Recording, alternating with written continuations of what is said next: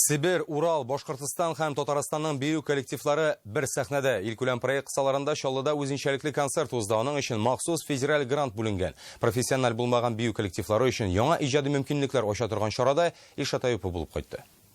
Урал биюләре фестиваленнан 25 ел элек оеша, аның максаты Россиянең төрле төбәкләрендәге бию төркемнәрен ачыклау. Бүген менә Чаллы сәхнәсендә Чиләбе, Сибир, Татарстан коллективлары бергә чыгыш ясый.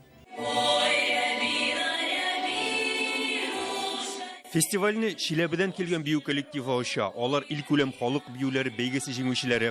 Бу егет кызларның күбесе киләчәген профессиональ сәхнәдә күрә. Я в дальнейшем хочу стать хореографом, продолжить эту карьеру.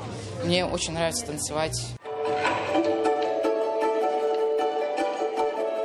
Төмән шәһәренең Сибир яшьлеге төркеме дә кимен куймый. Сегодня мы привезли разную программу, в нем будет и татарский танец, попробовали мы станцевать, и марийский танец, удмуртский танец, ну и, конечно же, русский танец. А Татарстаннан фестивальдә Чаллыда 30 еллап эшләп килүче Бейсеренки бию театры чыгыш ясый. Аларны шулай ук Рәсәй шәһәрләрендә беләләр.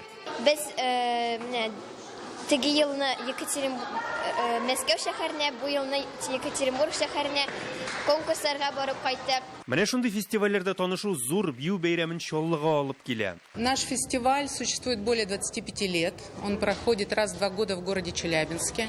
Фестиваль 25 ел оештырылып килә, катнашучыларны зур сәхнәгә чыгарырга һәм башка шәһәр тамашачысына да күрсәтергә кирәк дип таптык. Шуңа бүген без монда. Чаллы халкы бүген зал тутырып килгән. Төрле милләт биюләре халыклар бердәмлеге бәйрәменә тагын да куйрак төсләр өсти сыман. Чаллыдан Илшат Аюпов, Рамил Зәкиев, Яңа Гасыр каналы.